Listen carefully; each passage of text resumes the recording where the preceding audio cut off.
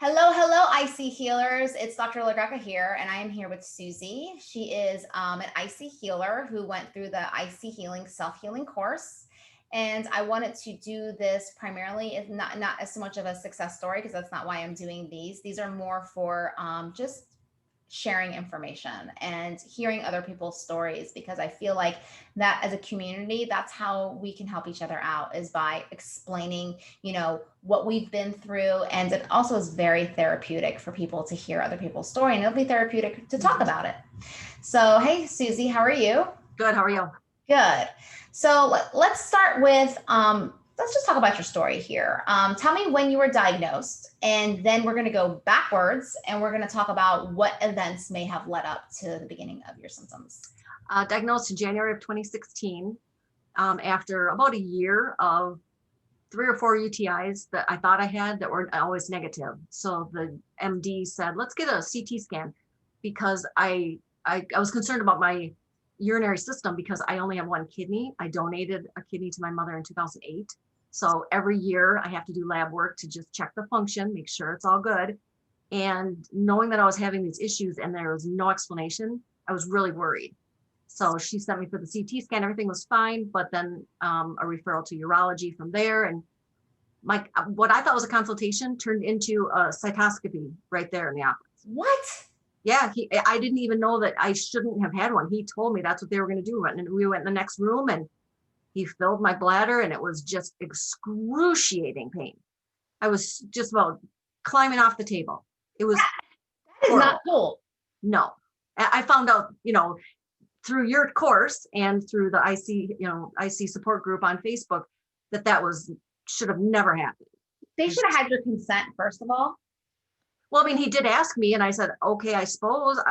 He explained what it was, and I didn't realize the extent of the pain it was going to cause. Did you have any pain medication? No. He said I had 4 Hunter's ulcers, okay. And he did give me pictures, but he needed to, diagnose what really was wrong with my bladder. So it was your bladder right there while you were awake. Sorry, what was that? Sorry, my dog. Right where you were, no worries. While you were awake, just filled up your bladder and just did the imaging and diagnosed you right then and there. Yep. And it was very painful. Oh yeah. I mean, when he got near one of the ulcers with the camera, I was probably screaming. And he said, okay, I'll back off for now. We've got enough information, we've got enough. He goes, I wish I could show you what it looks like in here, because whatever the camera screen, they couldn't actually let me see it, but he did take the pictures. And then he did have me 3 months later, I was scheduled for bulgaration, something like, I can't remember the exact term, but he biopsied the ulcers and cauterized each one. And for about 2 weeks, my IC symptoms were almost gone. Okay. Then everything just came back just the same, almost worse. Gotcha. So you did the ulcers returned. Yeah. I wish I'd never had it done. Well, that ulcer is due to a virus now. No. Virus. Yeah. Yeah. So those of you listening, check out the IC network. They have an article on it. So now they know that I think 90% of cases of the Hunters.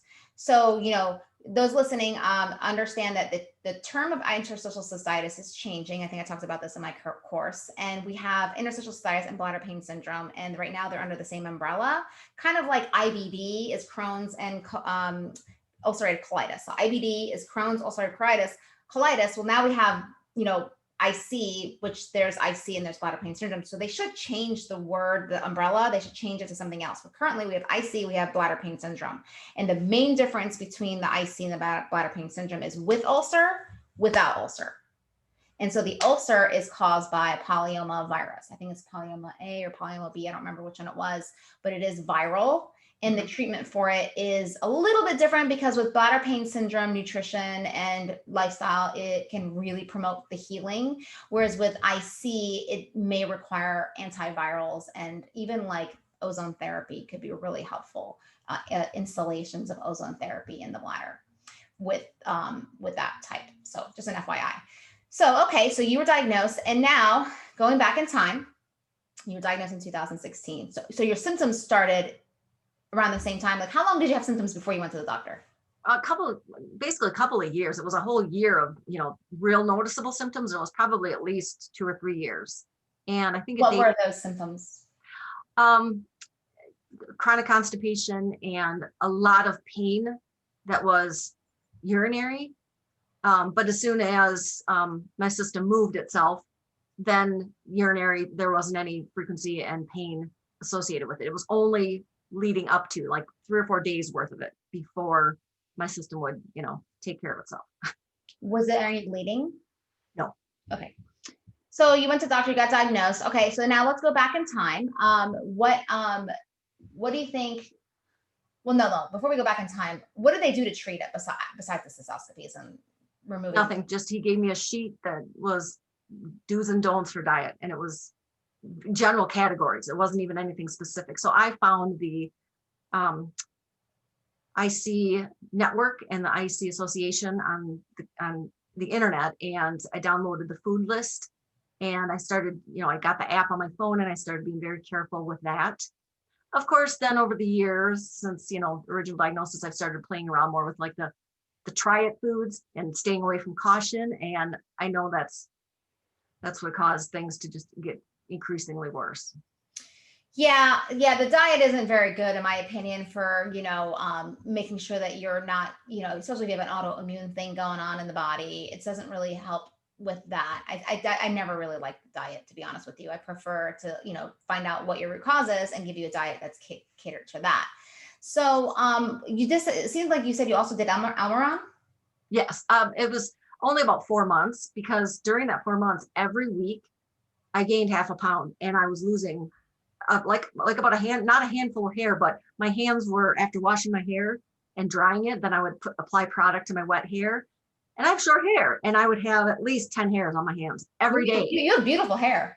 Oh, thank you. First thing I noticed about you, actually. So were you getting patches? I hear it causes patches of hair loss. Not patches, but just, so much hair on my hands that I thought I shouldn't be rinsing this much down the drain. This is ridiculous. Yeah. So I took myself off of it, and it was right before the studies were published about Almiron being linked to eye injury or eye pain and eye damage. So luckily, when I had my follow-up with the pelvic health doctor, she said, yeah, I think we want to stop you on Almiron. And I'm like, way ahead of you. I already did the research myself. I already found out about it. So good. 4 months is probably not going to do much too. There's people who've been on for years and years and years. So, yeah. Okay. So you've done that. And then you did pelvic floor? Yep. Twice. Once during about that time frame, and then once again last fall, 2019. And neither one really gave me any improvement. The first PT was basically a lot of the Kegel exercises and kind of holding it and, trying to like stall myself from having to go. And it was so excruciatingly painful some days that I'm like, I can't do this. I can't physically make myself not have to go and hold it. It hurts too much. Yeah. So you have an ulcer down there. There's nothing a Kegel can do for an ulcer. Yeah. And the second one, she did some Doppler, some type of a heated ultrasound, where she just basically massaged across the lower pelvic region for about a 15-minute period. And I had 4 appointments like that, and there was no improvement. She said, if you're not getting anything by this point, it's not working. So she pretty much ended our PT. I had like 4 more sessions I could have done, but she said there's no point. Yeah. I think a lot of people think that the PT is going to cure them, but again, the root cause, now we know of yours, is the ulcers, which could have a viral component to it. So you got to get to that before any of this other stuff is going to be significantly impactful. Like for me, it was definitely heavy metal toxicity and candida. And I do believe I got a biofilm infection introduced into my urinary tract during my C-section of my daughter, because they put a catheter in me. And that's shortly after that is when my symptoms started. So I do believe they introduced bacteria in there, and there's a bacterial component. So those of you listening, the root causes are different. It could be viral, it could be bacterial. Some people say it's Lyme disease. Generally, there is an infectious component to it, mostly. But there are some people who have an oxalate issue, and like if they have more vulvodynia symptoms. Do you have vulvodynia? I think so. That's like vulvar pain around the vaginal area. You would be diagnosed with they would touch the area very gently with like a little wooden, some kind of device that they use, and they very gently touch. And if you have a lot of sensitivity, they diagnose vulvodynia.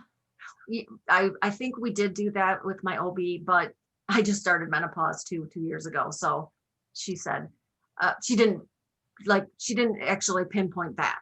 Okay. Yeah, you So didn't, if you weren't diagnosed as vulvodynia, you probably no, are not, although it's just, something that could happen later. So just, be cautious of that because that vulvodynia is generally caused by oxalates.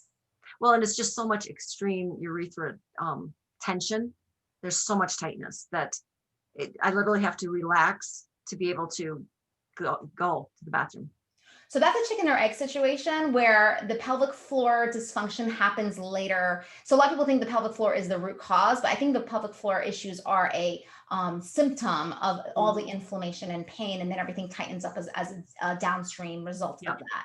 So you probably do now have some pelvic floor dysfunction, but you have to go back and address that, probably the infectious component of why you have the ulcers in the first place. Okay. Yeah, probably the viral component of it. All right. So what did you find out? Now, what have you changed since you've done the course? And then after, so we'll just do 2 more questions because I know we both are short on time. Let's find out what you found out about the course that helped you and what you've changed. And then let's go back in time. And now that you've been through the course, what do you think may have been your triggers that led up to IC? So what are you doing now? What's different and how have you changed? I started the elimination diet that the course talked about. I think it was the second or third module. I can't remember. And I started that and went totally organic, gluten-free, dairy-free, pretty much sugar-free, unless it's natural. And then I learned about the oxalates a couple of modules later. So realized that the extreme discomfort I was in for the last couple of weeks was dumping syndrome.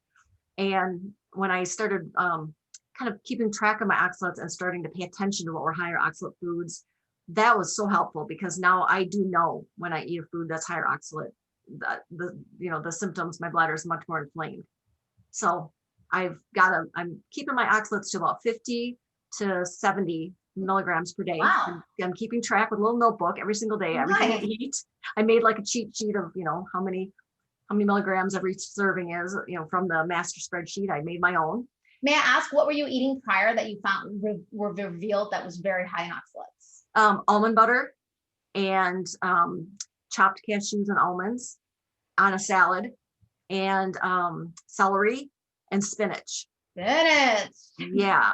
And I was drinking almond milk for my shakes. I was using almond milk in my ginger healing shake, not knowing that was, a high oxalate milk. So now I'd have unsweetened coconut milk. Nice. And I love the taste. I even like that on just plain Cheerios.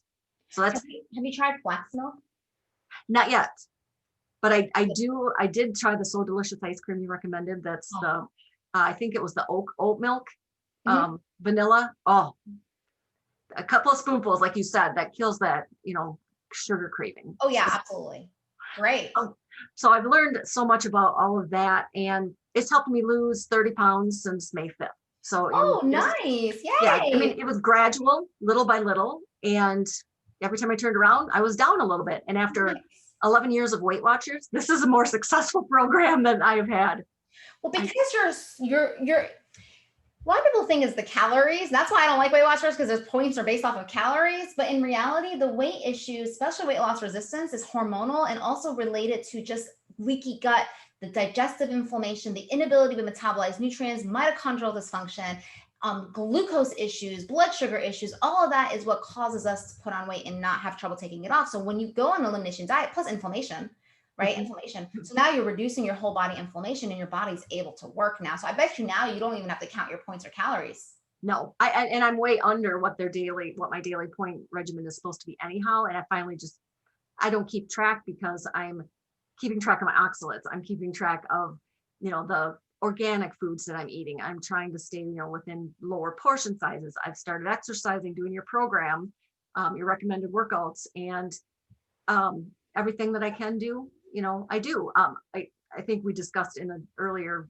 meeting that I did have a herniated disc and I had back surgery last summer. So I still have the neuropathy in my left leg and the kind of burning in my heel. And I may never get all that sensation back, but I'm very, I tweak the workouts to do what I can do. And I make sure that I'm trying to get as flexible as possible, because the more core strength that I am gaining, the better my back is feeling. And I think some of the neuropathy has flashes of the nerve is starting to come alive again. So You I'm can very do hopeful. that. That's called, there is a possibility to bring some of that back. I mean, there is neuroplasticity. And so you can reprogram those nerves to start to send the signals. And even if you have nerve loss, what we're finding is the nerves overcompensate and find other pathways to actually activate it back on. That's what the spinal surgeon had said. He said, just give it some time. It's, 12 to 18 months. Well, December will be 18 months. So I'm kind of,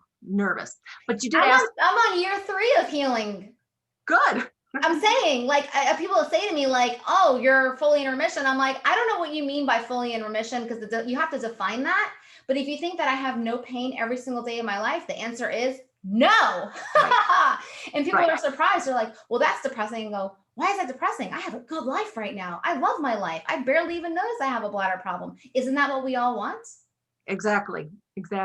You did ask, looking back, what I think my root cause is. And I believe it was emotional stress. After donating the kidney to my mother, who was a type 1 diabetic and had lots and lots of health problems, hospitalizations every few months. 2013 was a real hard year, where she had pneumonia in February and was in and out of a coma for about 9 months. And she was in a facility she had to have tracheotomy. So she was learning to breathe and eat and talk again. And that was a hard year. And it was shortly after that I now look back and I noticed that's when my symptoms probably started, and diagnosed 3 years later. So I'm sorry. Yeah. And talk about real quick about the kidney transplant. 2008, we got noticed that, she had lowering kidney function down to about 17%. And my sister and I both got tested, and I was a better match. So I was able to donate. And it was right before my 40th birthday. And I said, this is something I got to do. This is just something I have to do. That's amazing. It was like a achievement. I was so proud of what I had done, knowing that I had helped do whatever I could to help save my mom. And the doctor said 5 to 10 more years she could gain longevity, given no other issues, but which she did have, circulation and amputation and things. But she lived another almost 9 years. So we were so lucky, so grateful that the technology was there and that I was a match. And the night after the surgery, she came through it, and it was like she had a whole new, life breathed into her. Oh, that's amazing. So it was a hard, the hard recovery, but I just have to maintain and keep track of my health. And I've been working at that for years and years and years. So that says a lot about you, Suzie. That's a very touching story. Oh, thank you. Yeah. Thank you. But, and the thing is, and we just talked offline, but, as of knowing that, like, now that you have this one kidney, it's really important that you watch, your own kidney, keep it in good health. So obviously drinking alcohol, I mean, all those, toxins, organic cleanses, and also, making sure you're cleansing, supporting your kidney with nutrients, but also, keeping protein on the lower end, which, by the way, even for a lot of people that I see, eating too much protein is not really a good idea, because ammonia is actually a component to IC pain and neuroinflammation. So we don't want too much ammonia going down in the urea cycle, because you really just don't want to have all that in your bloodstream anyway. So I always recommend, not to do, like, some people like to do the ketogenic high protein diet. I'm like, no, not right. And in one of the modules, they talked about possibility of urethral crystals, calcium crystals, oxalates in your system causing kidney stones. Mm-hmm. I definitely don't want that. No, you don't want kidney stones in the one kidney that you have. Exactly. So I'm doing everything I can to take care of my health now. And the bonus is that what I'm learning is helping me in other ways, not just my bladder. So I know my bladder is starting to heal. I'm finally starting to sleep more than an hour at a time. Yay! Without having to, I was keeping track on a notepad in the bathroom every time I got up, and it was 8, 9, 10 times a night I was getting up to pee. Now it's down to 5. That's improvements. That's almost 50%.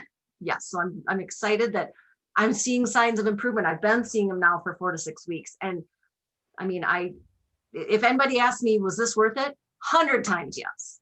100 I'm really glad to hear that.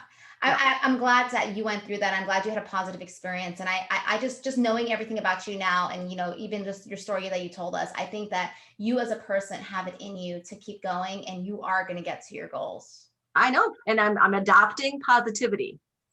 I'm attracting positivity, That's right? right. The law of attraction. Yep. From lesson 1 or module 1. Yes, that's the first thing I make everybody do is Yep. to read that, because I want them to be positive as they're going through the course. So I'm kind of a nerd. I've got so many little sticky notes all over my office that you can't see on the camera here that are from your modules. I appreciate that. From all the training, because they are helpful. I would love for you to send me a couple of those pictures. Just have it in my files. Okay. Well, you know what? I'll give you a quick peek. Yeah. Let's look. Here's bulletin boards, examples. Oh, wow. And then my office is full of examples, and even in my craft room across the hall, I've got examples. So that's awesome. Hey, that's all going to go into your long-term memory, and it's going to generate some of that. What do they call that? The mesolimbic. What was it that I talked about in that course? Well, whatever it was, it's going to actually initiate the subconscious mind to make sure that you're going to be doing them without even thinking about it. When you, that's what vision boards are all about. Like when you have a vision board, it allows that to embed into your subconscious mind. So you're actually doing it automatically without even thinking about it. And I am starting. I started some workouts that I thought were just, oh, well, I'm going to do this for a week or two and I'm going to quit. No, now I actually have a magnet on my fridge that I have the workout of the day, each day on the top of the fridge. And then when I'm done, I move it to the bottom of the fridge so that I'm complete. And if I don't move it, then I have to do it twice the next day. Well, you look thinner. I thought you looked different when I saw you. And the word is reticular activating system. That's the word I was looking for. So when you do things like that, like vision boards, and actually, and it's just the weirdest thing. That's why it's really important to have a vision board. So, and that's why. Thank you. Yes, you're changing. You're being the new Suzie. My husband, my son, who he and his wife came down couple weeks ago, but it was at a distance. We visited, at our house. We just kept them on one side of the room and us on the other, except for Minnesota, which doesn't mean anything, but we were very cautious. And he said, wow, Mom, you've really lost some weight, since we saw you. I said, well, we haven't seen you since January. So yeah, of course I've lost weight. But even your skin looks younger. I don't know if you've noticed that, but I noticed that your skin's like it has more of a younger glow to it. Did you notice something? That's that Neutrogena Jennifer Garner. Gotcha. Whatever that. That's that. I use that twice a day. So gotcha. Well, you look great. Your hair looks great, everything. So I'm really happy to have you on here, and thanks for doing this. And I'm hoping those of you listening, listen, you can even just go through the course. You don't even have to go one-on-one. Just going through the course alone, you can learn a lot. And she did, and you had it in you to push through. And so I'd love to hear from you in the next few months. Tell me how you're doing.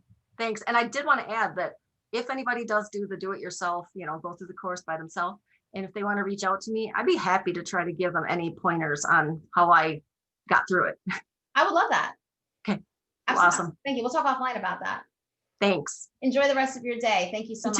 You too. Right. Thanks. Bye, everybody. Bye.